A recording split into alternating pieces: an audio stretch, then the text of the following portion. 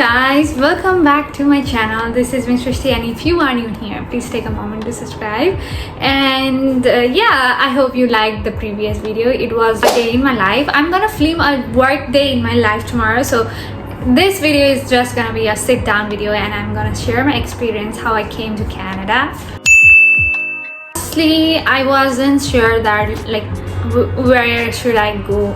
I should go to Australia, Canada, or USA. Like USA was my least priority, but Australia and Canada were my topmost because Australia was one of the famous destination for every students, and likewise I wanted to go to Canada from my inner heart because I used to watch a video of Norchen Lama. She is fantastic with her content and I love her so much.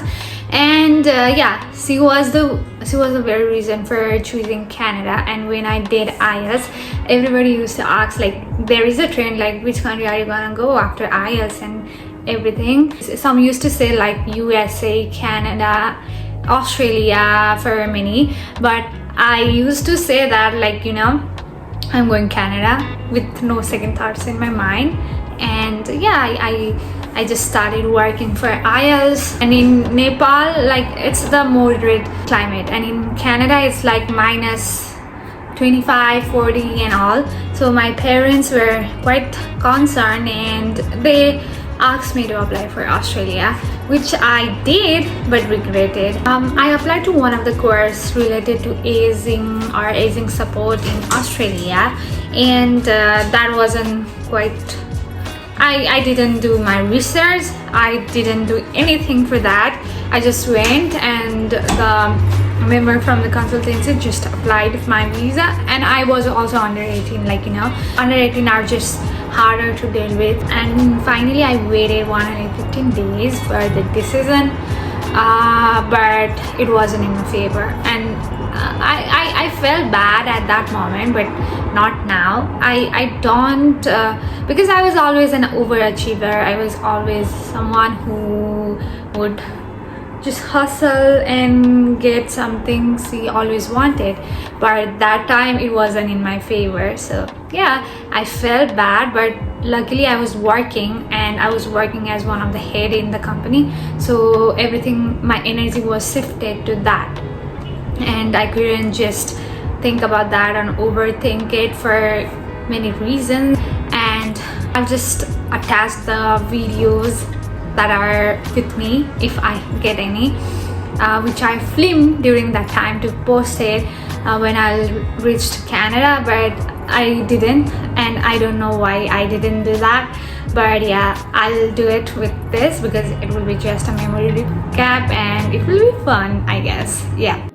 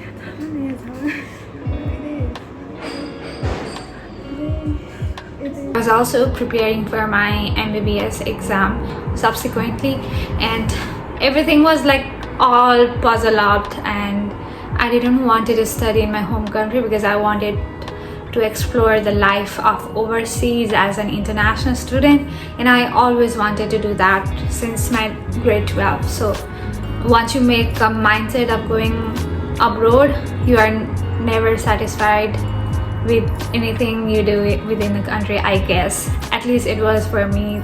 And then I applied to one of the colleges in Manitoba through one of the most popular consultancies of all time, and I didn't like their service. They were poor with everything. They had no research, they had no better explanation, and I was fed up.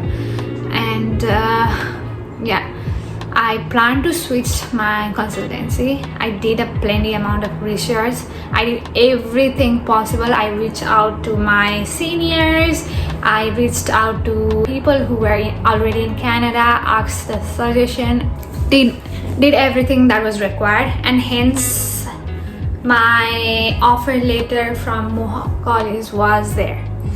And yeah, I didn't want it to just put a financial burden on my parents, so I gave up the dates for USA, which I did before applying to Canada. It was like either USA or Canada, but I was underconfident, and I wasn't good with English spoken, so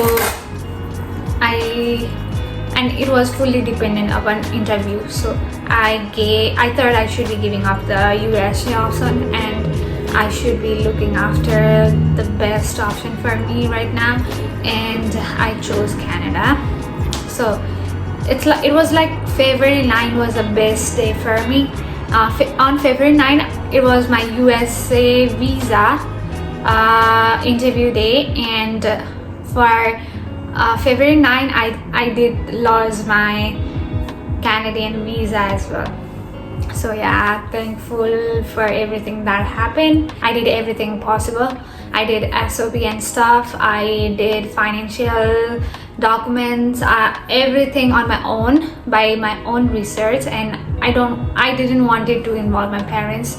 I wanted to do this on my own. I went for medical where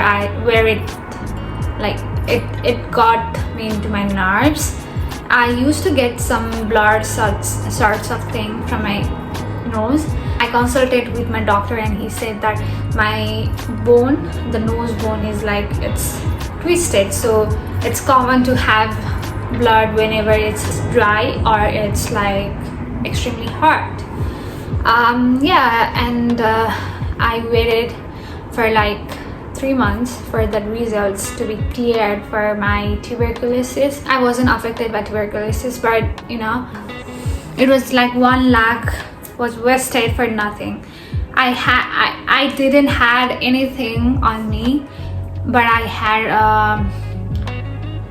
a scar on my lungs, and that led me to wait for like 3 months, and they tested for the tuberculosis for 3 months, and luckily the tuberculosis wasn't there, and my visa was there on June 6th, I guess. Yeah, I was so happy. I was extremely happy when the medical request was there, because for Canada, if it's medical request, then your visa is like 100% or 98 to 100%.